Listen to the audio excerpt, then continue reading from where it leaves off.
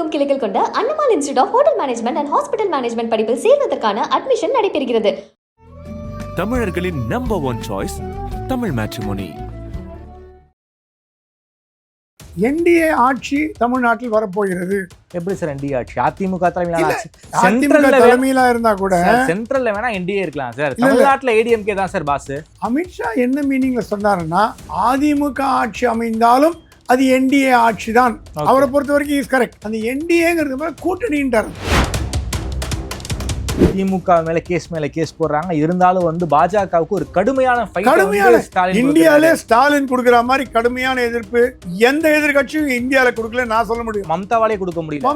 மம்தா பயந்து ஓடி போயிட்டா. ஏன்னா அபிஷேக் பானர்ஜி உள்ள போட்டோன்னே பயந்துட்டான் அம்மா. ஸ்டாலின் என்ன வேணா பண்ணிக்கின்றான். ஆனா அதே நேரத்தில் ஸ்டாலின் மேல நெருக்கடி கொடுக்குறாங்களா? கண்டிப்பா கொடுக்குறாங்க பாஜக. தமிழ்நாடு விவகாரத்தை ஆகஸ்ட்ல பிரைம் மினிஸ்டர் கையில் எடுக்க போறாங்க. பண்ணக்கூடிய முதல் காரியம் ராமதாஸையும் அன்புமணியும் டெல்லி கூப்பிடுறாரு. என்ன குருமூர்த்தி ஒரு லெட்டர் எழுதி போட்டார் டெல்லி அமித்ஷாக்கு. பாமக உடைந்தால் அது லாபம் திமுகவுக்கு தான், நஷ்டம் என்டிஏவுக்கு தான். பாமகவை காப்பாத்தி அதை பாஜக கூட்டணியில் கொண்டு வரதுக்கான முதல் வேலையை மோடி பண்ணுவார். விஜய்கிட்ட கேட்டாங்களாம், உங்களுக்கு என்ன பாஜக கூட்டணி இணைந்தால் உங்களோட கொள்கைகள் என்ன, உங்களுக்கு தேவைகள் என்ன, ஜனவரியில் சொல்றேன் நான் விஜய். அதுக்கு பவன் சொன்னா ஜனவரி இட்ஸ் டூ லேட், மேக்ஸிமம் ஜூலை வரைக்கும் உங்களுக்கு டைம் தரும். ஜூலை எண்டுக்குள்ள நீங்க சொல்லிடுங்க. இடையில முடிஞ்சா உங்களையும் அமித்ஷாவையும் இல்ல உங்களையும் பிரைம் மினிஸ்டரையுமாவது மீட் பண்ண வைக்க நாங்க ட்ரை பண்றோம். Ball is in your court அப்படின்னு சொல்லிட்டு வந்திருக்காங்க. அண்ணாமலையை வச்சு என்ன பிளான் வச்சிருக்காங்க டெல்லி பிஜேபி? ஏன் மிக முக்கியமான பொறுப்பு எதுவும் கொடுக்காம இருக்காங்க இப்போ வரைக்கும்? பாஜக தலைவர் போட்டாங்களா? அதான் தேசிய தலைவர் போட்டு நான் கேள்விப்படுறது. தேசிய தலைவர் பாஜக போட்டாங்களா? தேசிய தலைவர் போடல சார். அப்புறம் ஆதரணையர்களுக்கு அன்பு வணக்கம். இன்று நம்மோடு மூத்த பத்திரிகையாளர் திருமிகு பிரகாஷம் சாமி வந்துள்ளார். வணக்கம் சுவாமி சார். வணக்கம் சார். அதாவது தமிழ்நாடு அரசியல் களம் அதிமுக பாஜக கூட்டணி உருவாயிடுச்சு. இருந்தாலும் அதிமுகவை சீண்டும் விதமாகவே பாஜக தேசிய தலைமை கருத்து சொல்லிக்கிட்டே இருக்காங்க. சமீபத்தில் அமித்ஷா ஒரு 2 முக்கியமான நாளிதழ்களுக்கு பேட்டி கொடுத்தாரு. அங்கேயும் கூட்டணி ஆட்சி அமைக்கும் பாஜக எம்எல்ஏக்கள் அமைச்சர் ஆவார்கள்னு ரொம்ப கிளியர் கட்டாக சொல்லியிருக்காரு. அதுக்கு எடப்பாடி ஒரு 2-3 நாள் கழிச்சு தான் ரியாக்டே பண்ணியிருக்காரு. ஒரு பொதுக்குழுவில் அதிமுக தனிப்பெரும்பான்மையோடு ஆட்சி அமைக்கும், அதிமுகவை யாராலும் கபலீகரம் செய்ய முடியாதுன்னு ஒரு ஸ்டேட்மெண்ட்டை கொடுத்துருக்காரு. கூட்டணி உருவாயிடுச்சு. இருந்தாலும் அதிமுகவை ஆம்ட்விஸ்ட் பண்ணிக்கிட்டே இருக்காங்களோங்கிற ஒரு கேள்வி எழுந்துக்கிட்டே இருக்கே சார். பிஜேபி ஏன் இப்படி பண்ணணும்? திமுகவை தோக்கடிக்கணும் அப்படின்னா அதிமுக தான் இங்கே ஒரு மிகப்பெரிய கட்சி. அதிமுகவுக்கு நம்ம சப்பார்டினேட்டா இருக்கணுங்கிற ரியாலிட்டி அமித்ஷாவுக்கு தெரியலையா இல்லை புரியலையா? இதை 2 விதமாக பார்க்கலாம்.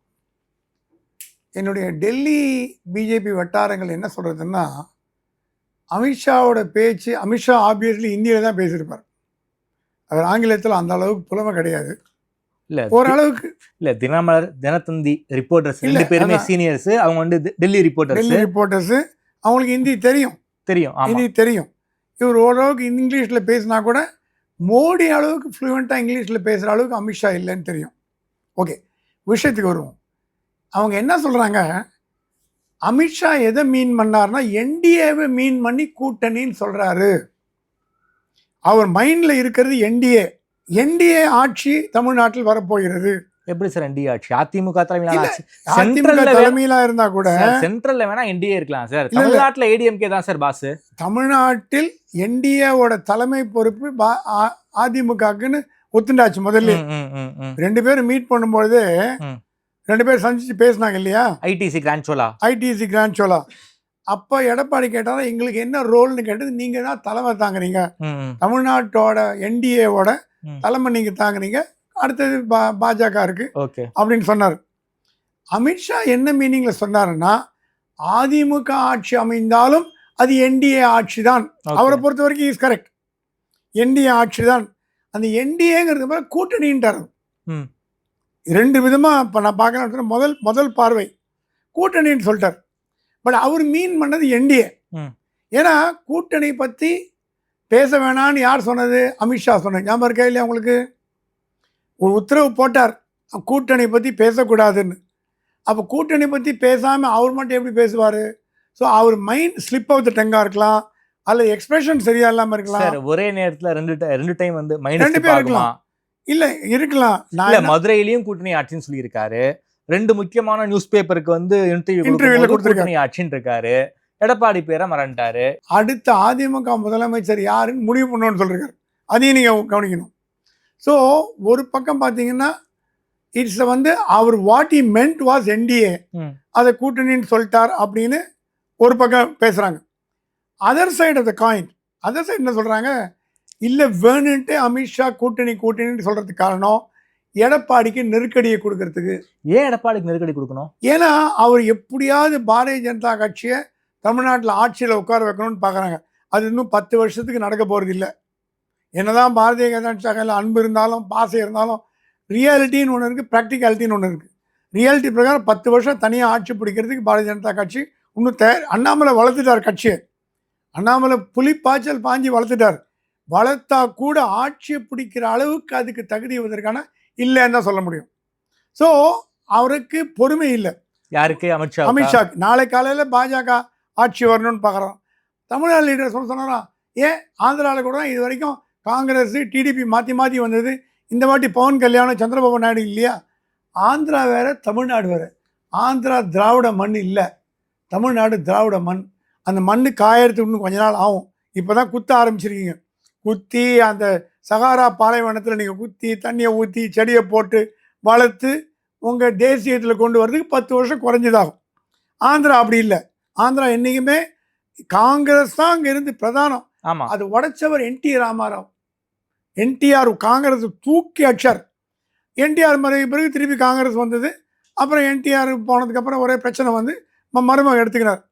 ஸோ ஆந்திராலையும் வேறு ஆங்கிளில் பார்க்கலாம். ஸோ ஆந்திராவை கம்பேர் பண்ணி தமிழ்நாடை பேசினார்னா இது வந்து வெஸ்ட் பெங்காலையும் தமிழ்நாடையும் கம்பேர் பண்ணிங்கன்னா ஒத்துக்கலாம். ஏன்னா அங்கே மம்தா ஸ்ட்ராங்காக இருக்காங்க, இங்கே ஸ்டாலின் ஸ்ட்ராங்காக இருக்கார். ஆமாம், கேரளாலையும் அதே மாதிரி தான். ஸோ இவர் கம்பேரிசன் வந்து கேரளாவிலையும் வந்து ஒன்று கம்யூனிஸ்ட் வருவாங்க, இல்லாட்டினா காங்கிரஸ் வரும். அந்த மாதிரி தமிழ்நாட்டில் திமுக வரும், அதிமுக வரும். 2 தான் இப்போ இருக்கிற நிலைமை பிரகாரம். 10 வருடங்களுக்கு கழித்து எப்படி வேணா மாறலாம். அதிமுக அண்டர் எஸ்டிமேட் பண்ணி பார்க்குறாங்களோ? இல்லை, அவர் அதிமுகவை குத்தி பார்க்குறார் அமித்ஷான்றாங்க. 2வது கருத்து டயக்னலி ஆப்போசிட். முதல் கருத்துக்கு 2வது கருத்துக்கு வித்தியாசம். ரெண்டுமே அந்த கட்சியினர் சொல்லப்பட்டது. சார் இப்போதைக்கு என்ன குத்தி பார்க்குறாங்கன்னா, நீ அவ்வளோ அந்த அளவுக்கு பெரிய ஆள் இல்லை, நாங்க தான் பெரிய ஆளு, நாங்க தான் மத்திய அரசாங்கம், எங்ககிட்ட தான் பவர் இருக்கு, நான் சொல்லபடி நீ கேட்கணும். இதே மாதிரி போனீங்கன்னா எடப்பாடி பாஜக உதறிட்டு விஜய் பக்கம் போறது ரொம்ப நேரம் ஆகாது. அப்புறம் பாஜக நடு ரோட்ல நிற்கும். அதான் நடக்க போகுது. ஓகே, இதான் நடக்கும். ஏன்னா நீங்க பாஜக வந்து ரொம்ப சீண்டிங் வச்சுங்க அதிமுகவை. அவங்களுக்கு தன்மானம் உள்ளவர், ஒன்றும் ரோஷம் கட்ட இல்லை. போடான்னு சொல்லிட்டு விஜயோட போய் நான் உனக்கு சொல்லு பிஜேபியை வெறுப்பேற்றணுங்கிறதுக்கு அவசரமே துணை முதலமைச்சர் விஜய் கொடுக்குறேன், 90 சீட் எடுத்துங்க வாங்க அப்படின்னு பண்ணிட்டாங்கன்னா என்ன பண்ண முடியும் பாஜகவால்? எவ்வளோ கேஸ் போடுங்க? ஒரு கேஸ் எல்லாம் ஒரு அளவுக்கு தாங்க. இப்போ திமுக மேலே கேஸ் போட்டீங்க, என்ன ஸ்டாலின் பயந்து ஓடி போயிட்டாரா? இல்லை பாஜக வாழ்கன்னு சொல்கிறாரா? மோடி அமித்ஷா வாழ்கன்னு இன்னும் எதிர்த்து தான் இருக்காங்க. ஸோ கேஸ் போட்டு திமுகவே எதிர்க்கும் பொழுது கேஸ் போடுறேன்னு சொன்ன அதிமுக எத்தனை நாளைக்கு பயந்து கிடக்கும்? எவ்வளோ நாளைக்கு தான் நீங்கள் அடக்கி வைக்க முடியும் சொல்லுங்கள்? திமிரி எதிர்த்தாங்க வச்சிங்கன்னா அதுவும் ஒரு ஆண்ட கட்சி, ஆளும் கட்சி, பவர்ஃபுல்லான கட்சி, அது 25-30% வாக்கு உங்களை கட்சி. சார் நீங்கள் சொல்கிறீங்க சார், நீங்கள் சொல்கிறது வேலிட் பாயிண்ட் சார். திமுக மேலே கேஸ் போடுறாங்க, இருந்தாலும் வந்து பாஜகவுக்கு ஒரு கடுமையான இந்தியாவிலே ஸ்டாலின் கொடுக்குற மாதிரி கடுமையான எதிர்ப்பு எந்த எதிர்கட்சியும் இந்தியாவில் கொடுக்கல நான் சொல்ல முடியும். மம்தாவாலே கொடுக்க முடியல. மம்தா பயந்து ஓடி போயிட்டா. ஏன்னா அபிஷேக் பானர்ஜி உள்ள போட்டோன்னே பயந்துட்டு அந்த அம்மா. ஸ்டாலின் என்ன வேணா பண்ணிக்கின்றான். அந்த அளவுக்கு நெருக்கடி கொடுத்துக்கிட்டு இருக்காரு சுப்ரீம் கோர்ட். ஆனால் அதே நேரத்தில் ஸ்டாலின் மேல நெருக்கடி கொடுக்குறாங்களான்னா கண்டிப்பாக கொடுக்குறாங்க. பாஜக கண்டிப்பாக கொடுக்குது. இல்லை சார், ஸ்டாலினுக்கு பாஜக நெருக்கடி கொடுக்குறாங்க சார். அதையும் தாண்டி வந்து போராடுறாரு ஸ்டாலின். தமிழ்நாட்டில் வந்து பாஜகவுக்கு எதிரான ஒரு கூட்டணியை உருவாக்கியதுல ஸ்டாலின் ஒரு முக்கிய பங்கா இருக்காரு. எல்லா இந்தியாவே வந்து ஒன்று திரட்டுறாரு பாஜகவுக்கு எதிராக. ஒரு த்ரெட் கொடுத்துக்கிட்டே இருக்காரு. கலைஞர் பண்ணாதே ஸ்டாலின் பண்றாரு. ஒரு கலைஞர் வந்து தமிழ்நாடோட இருந்துட்டார். அவர் வந்து டெல்லிக்கு போனா கூட பாலிட்டு தான் விட்டுருவார். அதுக்கு முன்னாடி முரசொலி மாநாட்டை விட்டுருவார். டெல்லி போல ஸ்டாலின் அகில இந்திய தலைவராக மாறிட்டு வர்றார். அது உங்களுக்கு பிடிக்கிறத பிடிக்கல, அது வேற விஷயம். அதை பற்றி நமக்கு ப்ராப்ளம் இல்லை. அகில இந்திய லெவலில் தெரியப்பட்ட அறியப்பட்ட ஒரு நபராக ஸ்டாலின் வராருன்னா அப்போ வந்து பாஜகவை எதிர்க்கிறாருன்னு தான் அர்த்தம். ஸ்டாலின் மீது திமுக மீது இல்லாத வழக்குகளா தோண்டி எடுத்து வழக்கு போட்டிங்களே. எல்லாம் சுப்ரீம் கோர்ட்டில் போய் ஜெயிச்சுட்டு வரல. ஏன்னா DMK has got the strongest legal team.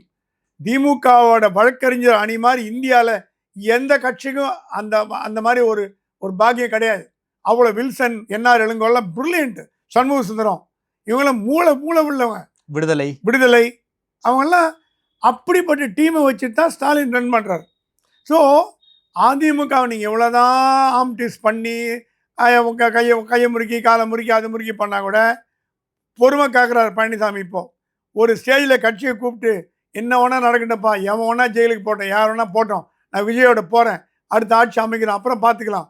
அப்போ என்ன ஆகிடும், அப்படி விஜயோட போட்டி போட்டு ஜெயிச்சாரு வச்சுக்கோங்க, பாஜக முதல் எதிரியாக பழனிசாமி வருவார். ஏன்னா ஆட்சி அதிகாரம் கையில் வந்துட்டு அவருக்கு ஸ்டாலின் மாதிரியே பவருக்கு வந்துடுவார்.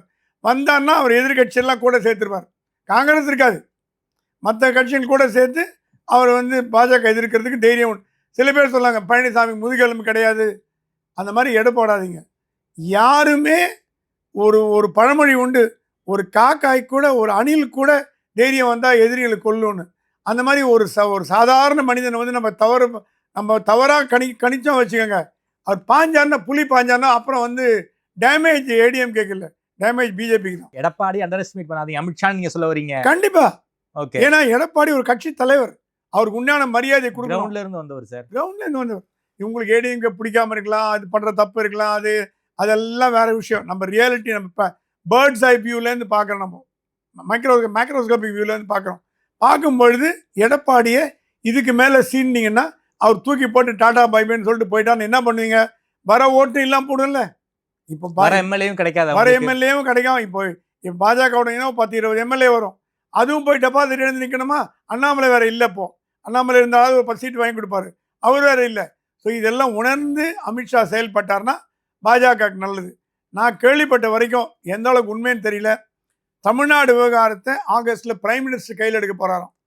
அவர் பண்ணக்கூடிய முதல் காரியம் ராமதாஸையும் அன்புமணியும் டெல்லி கூப்பிடுறாரு. என்ன குருமூர்த்தி ஒரு லெட்டர் எழுதி போட்டார் டெல்லி அமித்ஷாக்கு. பாமக உடைந்தால் அது லாபம் திமுகவுக்கு தான், நஷ்டம் என்டிஏவுக்கு தான் அப்படின்னு விவரமாக டீட்டெயிலாக குருமூர்த்தி லெட்டர் எழுதி அமித்ஷாக்கு போட்டிருக்காரு. அந்த லெட்டர் ஒரு ஷேர்ட் வித் பிரைம் மினிஸ்டர்கிட்ட போச்சு. பிரைம் மினிஸ்டர் சொன்னாலும் எல்லாம் வெயிட் பண்ணுங்க, ஆகஸ்ட் நான் பேசுகிறேன். முதல்ல அன்புமணியும் ராமதாஸும் டெல்லி கூப்பிடுவார், உட்கார வச்சு பிரைம் மினிஸ்டர் பேசுறதுல கில்லாடி, அவர் ஆழம் மயக்கிறதுல அவரை மாதிரி நான் பார்த்துருக்கேன். மோடி நண்பர் ராமதாஸ், மோடி நண்பர்னு சொல்லிட்டாரு. அதான் மோடி நண்பர், மோடி வாங்க ராமதாஸ் டாக்டர் ஜி கமான் அப்படின்ட்டு அவர் 2 வார்த்தை பேசினாருன்னா அடங்கிடுவார். 2 பேரையும் சேர்த்து வச்சு கட்சியை காப்பாற்றுவார். முதல் பாமகவை காப்பாற்றி அதை பாஜக கூட்டணியில் கொண்டு வரதுக்கான முதல் வேலையை மோடி பண்ணுவார். 2வது வேலை விஜய் அசைன்மெண்ட் இப்போ கொடுக்கப்பட்டிருக்க முக்கியமான ஒரு தலைவரிடம் கொடுக்கப்பட்டிருக்கு, பவன் கல்யாண் கொடுக்கப்பட்டிருக்கு. ஓகே. பவன் கல்யாணையும் மீறி டெல்லியிலேருந்து ஒரு முக்கியமான ஒருத்தர் அவரும் கிறிஸ்தவ சமுதாயத்தை சேர்ந்தவர், பாஜகவில் முக்கிய தலைவராக இருக்கவர், டாம் வடக்கன்னு பேர், கேரளாக்கார். அவரும் விஜய் நெருங்கிய நண்பர்கள். விஜய் எப்படி சார் பிஜேபி கூட்டணிக்கு வருவாரு? விஜய் தான் கொள்கை எதிரின்ட்டாரே பாஜக, எப்படி வருவாரு? பவன் கல்யாண் என்ன சொன்னார் தெரியுமா உங்களுக்கு? விஜய் நீங்க சீஃப் மினிஸ்டர் மெட்டீரியல் முதல்ல சொன்ன வார்த்தை, நான் கூட இல்லை, கூட இருந்தேன்னு கேட்காதீங்க, வந்த தகவல்களை சொல்றேன். நீங்க சீஃப் மினிஸ்டர் மெட்டீரியல் சரி, ஆனா இப்ப சீஃப் மினிஸ்டர் ஆக முடியாது. சிரஞ்சீவின்னு ஒருத்தர் இருந்தார் ஆந்திரால, இருந்தாரு. அவர் போய் எங்க போனாலும் கோடிக்கணக்கில் லட்சக்கணக்கான ஜனங்க வந்தது, தேர்தலில் டெபாசிட் போச்சு, கட்சியை கலைச்சார், காங்கிரஸோட இணைச்சார். அதனால சினிமாக்காரர்கள் எல்லாருமே எம்ஜிஆர் ஆகிட முடியாது. ஆனா நீங்க என்ன பண்ணணும், உங்க கட்சியை பலப்படுத்துறதுக்கு ஒரு 20, 30, 40 எம்எல்ஏ வச்சு நீங்க அசம்பிளியில பேசி விஜயகாந்த் நல்ல ரூட்ல தான் விஜயகாந்த் போனார். எதிர்கட்சி தலைவரா ஜெயலலிதாவால் நியமிக்கப்பட்டவர் தான் விஜயகாந்த். அப்படிப்பட்ட விஜயகாந்த் கொஞ்சம் அவசரப்படாம 1 வருஷம் பொறுத்திருந்தாருன்னா முதலமைச்சர் அவர்களுடைய வாய்ப்பு உண்டு. இதெல்லாம் பவன் கல்யாண் சொன்னது, இதெல்லாம் உங்களுக்கு தெரிஞ்ச வரலாறு தான். விஜய் நான் புதுசாக எதுவும் சொல்ல போறது இல்லை.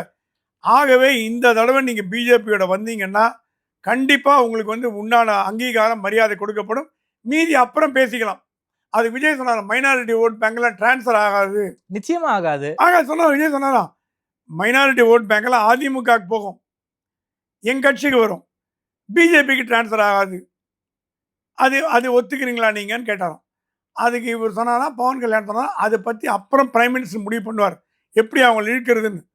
ஏன்னா குஜராத்தில் ஜெயிச்சதுக்கு காரணமே இஸ்லாமியர் தான், மோடி. ஸோ மோடி ஒன்றும் இஸ்லாமியரோ கிறிஸ்தவர்களோ எதிரானவர் இல்லை. அந்த மைண்ட் செட்லாம் போய் ரொம்ப வருஷம் ஆச்சு. ஒரு காலத்து இருந்திருக்கலாம். பாஜக தமிழ்நாட்டில் அப்படி இல்லையே சார். அதுதான் மோடி ஒரு டெக்னிக் பண்ண போறாரு. நீங்கள் அதை பற்றி அந்த விஷயத்தை மோடிகிட்ட விட்டுருங்க, அவர் பார்த்துப்பாரு. கூட்டணி மட்டும் நீங்கள் வாங்க, உங்களுக்கு வேணுங்கிற சீட்டை கேளுங்க, நம்ம உங்களுக்கு என்ன பொசிஷனோ என்னங்கிறத பின்னாடி பார்த்துக்கலான்னு பவன் கல்யாணம் டாம் வடக்கன்லாம் பேசியிருக்காங்க. இது நான் கேள்விப்பட்டது. இது எந்த அளவுக்கு உண்மை ஆத்தென்டிகேட்டடான்னு கேட்டிங்கன்னா எங்கிட்ட அதுக்கு பதில் இல்லை. 2-3 நியூஸ் பேப்பரில் நானும் இந்த கதையெல்லாம் நான் படித்தேன். அது எந்த அளவுக்கு உண்மைங்கிறது எனக்கு வந்து பெரிய பிரச்சனையாக இருக்குது சார். பாஜகவை அந்த அளவுக்கு விஜய் வந்து எதிர்க்கிறார் சார், கொள்கை எதிரின்ட்டாரு. அப்படி சொல்லிட்டு கொள்கை எதிரி கூட கூட்டணி வச்சா தமிழ்நாடு மக்கள், மற்ற ஸ்டேட்டை விட தமிழ்நாடு மக்கள் பொலிட்டிக்கல் கொஞ்சம் நாலேஜ் எப்படி இருக்குன்னு உங்களுக்கே தெரியும். எப்படி விஜயை வந்து ஏற்றுப்பாங்க? விஜயோடைய கிரெடிபிலிட்டி போயிடும்ல. நான் திருப்பி இதே தான் சொல்கிறேன். பண்டாரம் பரதேசின்னு சொன்ன கலைஞரே வாஜ்பாயோட கூட்டணி வச்சார். காமன் மினிமம் ப்ரோக்ராம் வச்சார் சார். அதே மாதிரி காமன் மினிமம் 370 வந்து அவங்க அப்ரிவேஷன் பண்ணல, ராமர் கோயில் கட்டல, பொது சிவில் சட்டம் அவங்க கொண்டு வரல. அந்த இருந்த 5 வருஷமும் இதெல்லாம் வந்து செய்ய மாட்டோம்னு திமுகவுக்கு பாஜக உத்தரவாதம் கொடுத்தாங்கல்ல. அதனால வந்து அதே உத்தரவாதத்தை விஜய் கொடுக்க மாட்டார். என்ன கேரண்டி? விஜய்கிட்ட கேட்டாங்களாம், உங்களுக்கு என்ன பாஜக கூட்டணி இணைந்தால் உங்களோட கொள்கைகள் என்ன, உங்களுக்கு தேவைகள் என்ன? தேவையான மணி அந்த மாதிரி இல்லை, உங்களோட ஆசைகள் என்ன, அபிலாஷைகள் என்ன பண்ணணும்னு விரும்புறீங்க அப்படின்ற கேள்வி நீங்கள் கேட்ட கேள்விக்கு அதுக்கும் ஆன்சர் வச்சிருந்தார். அது கேள்வியாக வச்சிருக்காரு அவர். விஜய் சொன்னாலும் நான் இன்னும் அந்த முடிவு அந்த ஸ்டேஜுக்கே வரல, நான் வந்து என் கட்சியை கூப்பிட்டு சொல்கிறேன், ஜனவரியில் சொல்கிறேன் நான் விஜய். அதுக்கு பவன் சொன்னால் ஜனவரி இட்ஸ் டூ லேட். ஏன்னா இப்போ நம்ம தேர்தல் வேலையை ஆரம்பித்தா 8 மாதத்தில் முடிக்கணும். ஜனவரியில் ஆரம்பித்து ஏப்ரல் மார்ச் பிப்ரவரியில் பண்ண முடியாது. மேக்ஸிமம் ஜூலை வரைக்கும் உங்களுக்கு டைம் தரோம். ஜூலை எண்டுக்குள்ளே நீங்கள் சொல்லிடுங்க, மீதி ஏற்பாடு நாங்கள் பார்த்துக்குறோம். இடையில முடிஞ்சால் உங்களையும் அமித்ஷாவையும் இல்லை உங்களையும் பிரைம் மினிஸ்டரையுமாவது மீட் பண்ண வைக்க நாங்கள் ட்ரை பண்ணுறோம். அது உங்களோட ball is in your court அப்படின்னு சொல்லிட்டு வந்திருக்காரு. சார் பவன் கல்யாணம் ஒரு மீடியேட்டர் மாதிரி ஆக்கிட்டாங்க. மீடியேட்டர் மாதிரி தான் ஆக்கிட்டாரு. ஏன்னா 2 பேரும் ஃபிலிம் இண்டஸ்ட்ரி. அது இல்லாமல் பவன் கல்யாண் மேலே விஜய் ரொம்ப ஹை ரிகார்டு வச்சுருக்காரு. அந்த ஃபேமிலி சினிமா ஃபேமிலி இல்லையா அது? அந்த ஃபேமிலினால மரியாதை வச்சுருக்காரு. அந்த மரியாதை வச்சு தான் இந்த பேச்சுவார்த்தையை ஆரம்பிச்சிருக்காங்க. வருவாரா இல்லையா விஜய்ங்கிறது நம்ம ஜோசியம் கேள்வி சார்.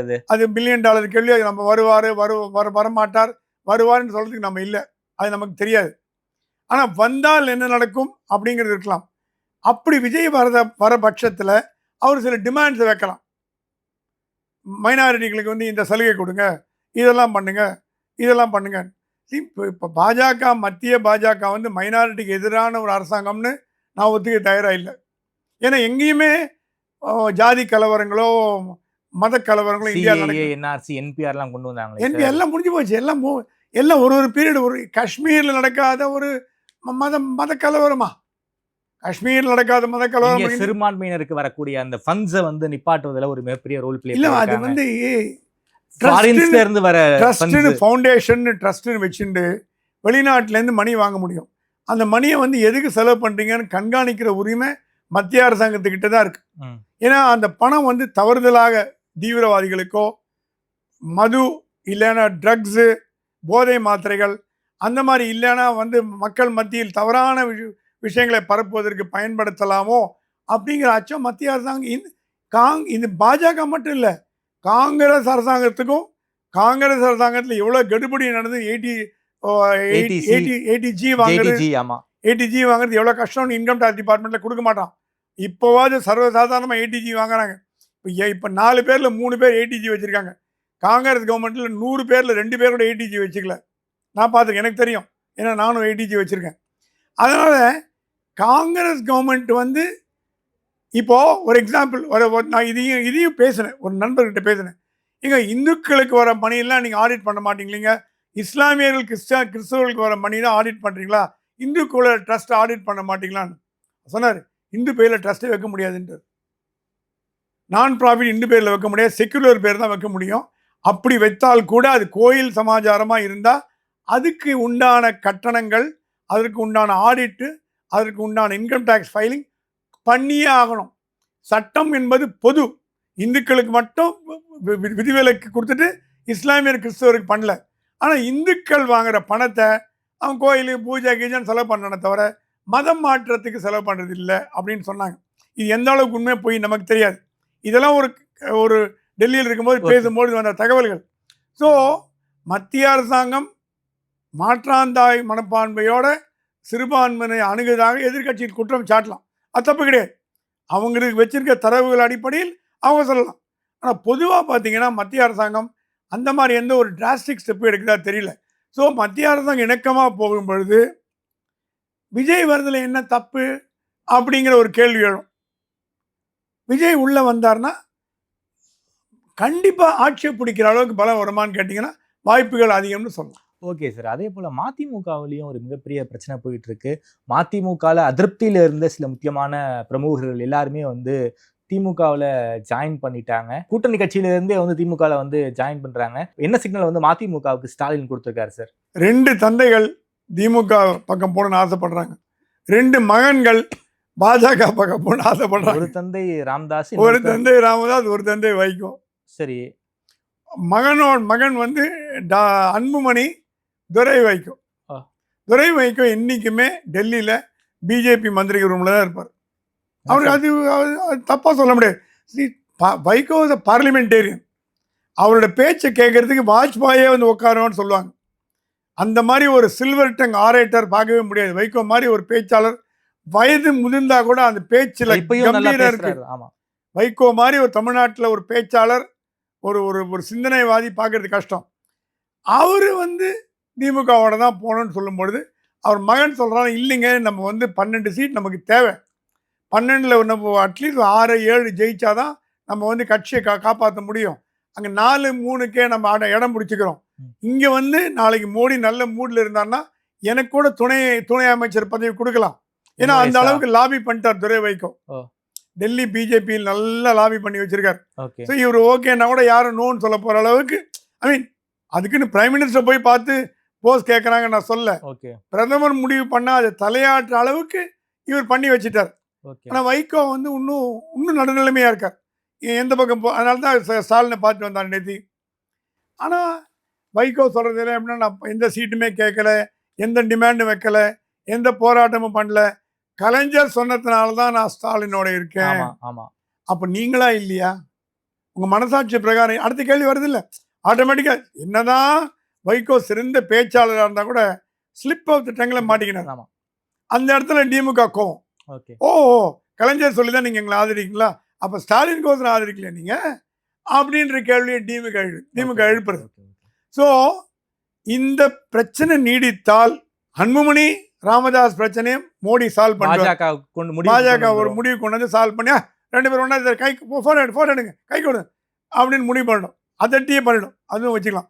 மந்திரி இவர்கிட்ட அன்புமணிட்ட உங்களுக்கு மந்திரி பதவி வேணுமா வேணாமா, எஸ் சார்ன்ட்டுவார். Doctor Ramadoss, why doctor ji are doing like this, join with them, will give you enough seats அப்படின்ற அந்த மேட்டர் முடிஞ்சுது. ஆனால் இங்கே அந்த மாதிரி இல்லை. ஆனால் எனக்கு தெரிஞ்சு துரை வைகோ பாஜகவோட நல்ல டச்சில் இருக்கிறதுனால அவர் இந்த பக்கம் வரத்துக்கு வாய்ப்புகள் இருக்குது. அப்படி வந்தால் திமுக கூட்டணி ஒன்றும் பலவீனம் அடையாது. ஏன்னா விஜயில விஜயகாந்த் வந்துடுவார். தேமுதிக வந்துடும். தேமுதிகக்கு அதுக்கு ஒரு வைகோவை விட வாக்கு சதவீதம் கொஞ்சம் தேமுதிக அதிகம்தான். அதை ஒத்துக்கணும், இல்லைன்னு சொல்ல முடியாது. நம்ம ப்ராக்டிக்கலாக வைகோ பிடிக்காது இல்லை, வைகோ ரொம்ப பிடிக்கும் எனக்கு, என் நெருங்கிய நண்பர். இருந்தாலும் வைகோவோட விஜயகாந்த் கட்சிக்கு அதிகம் இருக்கிறதுனால வைகோ போட்டோம் விஜயகாந்த் கட்சி உள்ளே இழுத்தாரு வச்சுங்க, அது திமுகவுக்கு எந்த பலவீனமும் இல்லை. Okay sir. அதனால மோஸ்ட்லி திமுக விட்டு போக மாட்டாங்கன்னு நினைக்கிறேன். அவங்க 12 இது இந்த கேள்விகள் இதெல்லாம் கொஞ்சம் ஒரு மாதிரி இருக்கு. செல்வ பெருந்தகை போய் ராமதாஸை பார்த்து வந்தாராம். அப்போ சொன்னால் நான் கவலைப்படாதீங்க, நான் திமுக கூட்டணியில் சேர்த்துக்கிறேன். அதான் இவருக்கு அன்புமணி கேட்டாராம், எங்க ஸ்டாலினே திமுக கூட்டணியில் இடம் இல்லைன்னு சொன்னதுக்கப்புறம் செல்வ பெருந்தகை சொல்லி எங்கன்னா ஸ்டாலின் கேட்பாரா? ஸ்டாலின் தான் அல்டிமேட் தலைவர். அவரே சொல்லிட்டார். அவர் வாயாலே வந்தாச்சு ஓப்பன் ஸ்டேட்மெண்ட். அவர் முடிவை மாத்துறதா ஸ்டாலின் தான் மாற்ற முடியும், நீங்க சொல்லி மாற்ற முடியாது. எங்க அப்பாவை குழப்புறவங்க இவங்களெல்லாம் தான். அவர் சொன்னார் எங்க அப்பா குழப்புறாங்கன்னு. இன்னைக்கு காங்கிரஸோட இன்னொரு முக்கியமான தலைவர் வாழப்பாடி ராமமூர்த்தியோட மகன் ராமசுகந்தன், வாழப்பாடி ராமசுகந்தன் போய் மீட் பண்ணியிருக்காரு. அவரும் 1 இயர் இவரும் 1 இயர். இன்ஃபேக்ட் 2 பேருமே ஒரு காலத்தை கடுமையாக எதிர்த்தவர். 2 திமுக பேரும் எதிர்த்தவங்க. வாழப்பாடி ராமமூர்த்தி தமிழ்நாடு காங்கிரஸோட மிகச்சிறந்த தலைவர்கள் ஒருவர். ஆமா. தமிழ்நாடு காங்கிரஸ் கமிட்டிக்கு அந்த மாதிரி தலைவர் வராது, இனிமேலும் வராது. அந்த மாதிரி வாழப்பாடி தொண்டரிடம் அப்படியே இது மாஸ் லீடர் காமராஜ் மாதிரி அவர் கிட்டத்தட்ட. ஜி.கே. மூப்பனார் கூட கொஞ்சம் ஹை ப்ரொஃபைல், கொஞ்சம் மேட்டுக்குடியாக இருப்பார். வாழப்பாடி ராமமூர்த்தி கிரவுண்ட் லெவலில் இறங்கி வேஷம் அடிச்சு கட்டு இறங்குவார். அவரோட மகன் போய் ராமதாஸை பார்த்துருக்காரு, ராமசுகந்தன். 2 பேரும் கொஞ்சம் ஒரு மாதிரி மிஸ் அண்டர்ஸ்டாண்டிங் இருந்தது. ஸோ இதெல்லாம் வந்து கூட்டி கழித்து பார்க்கும்பொழுது எங்கேயோ ஏதோ ஒரு கூட்டணி உருவாகுதோ. எப்படி ஸ்டாலின் வந்து ராமதாஸ் இழுத்துக்கிறதுக்கு செல்வ பெருந்தகை போய் பாருங்கள், ராமசுகந்தனை போய் பாருங்கள், ராமசுகந்தன் வன்னியர் நீங்கள் போய் பாருங்கள் அப்படின்னு பேச்சுவார்த்தை நடத்துகிறாங்களா, இல்லை அவர் சொன்ன மாதிரி அது நட்பான ஒரு சந்திப்பா அப்படின்னு நம்மளால முடிவு கட்ட முடியல. ஓகே சார், கடைசி கேள்வி சார். அண்ணாமலை என்ன சார் தேசிய தலைமை டீலில் விட்டாங்க போல இருக்கு. எந்த ஒரு முக்கியமான பதவியும் கொடுக்கல. குறிப்பாக அந்த தேசிய செயற்குழு உறுப்பினர் பதவி தான் கொடுத்துருந்தாங்க. அது ஒன்றும் அவ்வளோ பெரிய போஸ்ட் ஒன்றும் சொல்லிக்கிற மாதிரி கிடையாது. ஏன் அண்ணாமலையை வச்சு என்ன பிளான் வச்சிருக்காங்க டெல்லி பிஜேபி? ஏன் வந்து மிக முக்கியமான பொறுப்பை எதுவும் கொடுக்காம இருக்காங்க இப்போ வரைக்கும்? பாஜக தலைவர் போட்டாங்களா? அதான் தேசிய தலைவர் போட்டு நான் கேள்விப்படுறது. தேசிய தலைவர் பாஜக போட்டாங்களா? தேசிய தலைவர் போடல சார். அப்புறம் தலைவரே இல்லாத போது எப்படி செக்ரட்டரி போட முடியும்? ஏங்க தலைவரே அவன் நியமிக்கல. சரி, சந்தோஷ் எப்படி மாற்ற முடியும்? சந்தோஷ் இடத்துல அண்ணாமலை கொண்டு வரதா ஒரு பிளான். அதாவது தேசிய அமைப்பு இல்லைன்னா தேசிய பொதுச் செயலாளர்.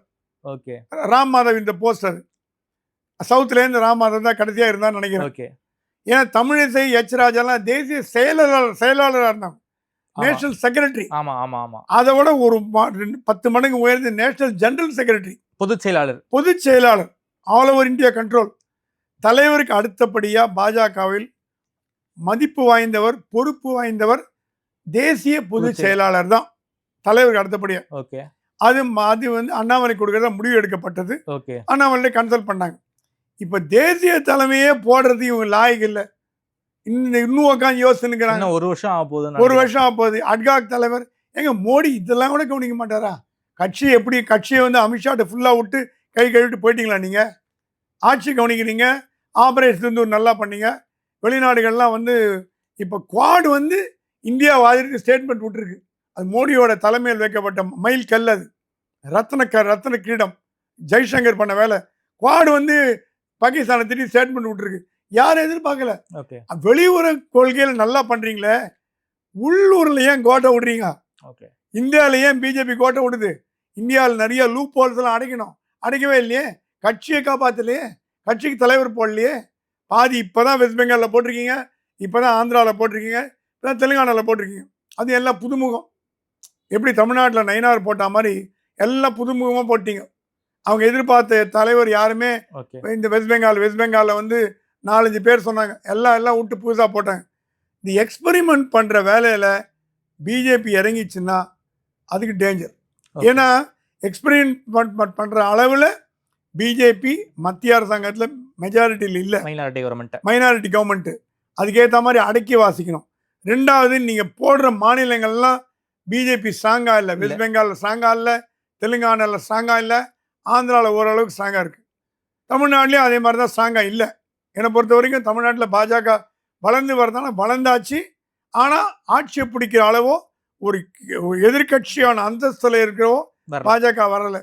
ஸோ இந்த மாதிரி நேரத்தில் வந்து அண்ணாமலையோட ஒர்க்கை செயல்பாடு நீங்கள் ஆல் இண்டியா லெவலில் கொண்டு போனால் தான் அவரால் அடுத்த லெவலுக்கு போக முடியும்.